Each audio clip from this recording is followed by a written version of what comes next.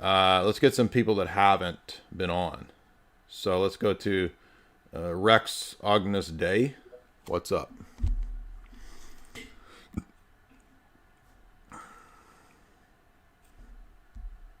Just hit unmute, man. Oh, my bad. It's okay. All right. Can you hear me? Yes, sir. All right. Hey, I just wanted to ask you, when you look at Matthew 5:14-16, the description of the church as the city on a hill, like a lamp that's revealed to all men, how does orthodoxy fit the criteria there? Because orthodoxy is relatively obscure. Catholicism is known throughout the world.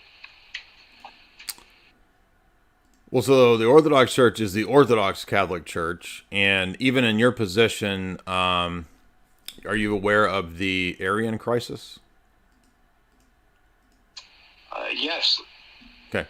So in the time of Athanasius, when the church was reduced to a handful of bishops, where was the church in your view?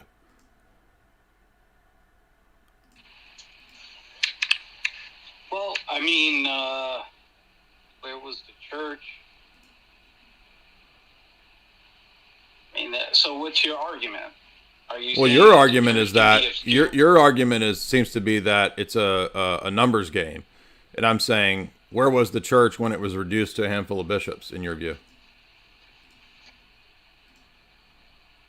I just think the church can't be obscure. So I think even if the church is persecuted, it has to be known in the world.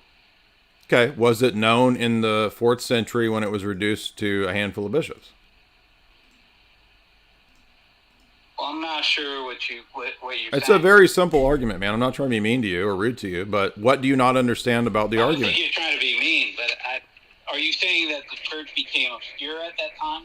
I'm asking you for your explanation on your system, how you would explain that, because you're saying it's a numbers game. So was the church not there in the 4th century when it lost numbers?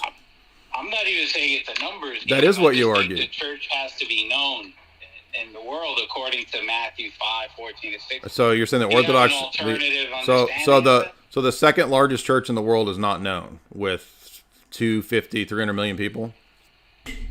Well, ask the average person who the ecumenical patriarch is. The average person in Russia? The average person, who counts as the average person? Europe, where they're all atheists? Well, how do you account for the Pope being known by, even indigenous people in the Amazon? Okay, so what makes it true is the numbers.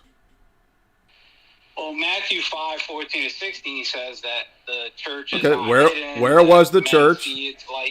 Where was the church in the 4th century when there was a handful of bishops? What are you saying though, right? So how do you not this is what is wrong with you guys? Seriously, with Roman Catholics, can you not think through what the simple point that I'm making?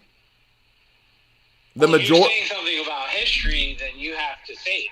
I mean, what is about history? About the 4th so century? You're not talking about history when you talk about the Pope being known in the world. Is that not something that's historical in your view? Of course I'm talking history. Church history is part of this. What do you mean?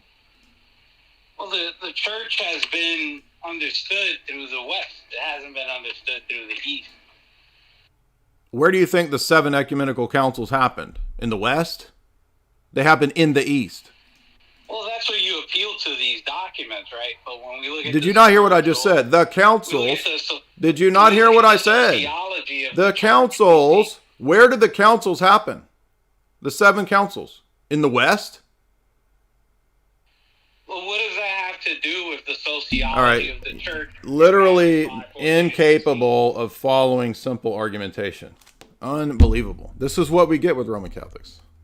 They never fail to live up to the expectations. Can't follow basic arguments. Can't answer simple questions. Obviously, what I'm saying is that it can't be a numbers game. In your own view, it can't be a numbers game. They can't fault.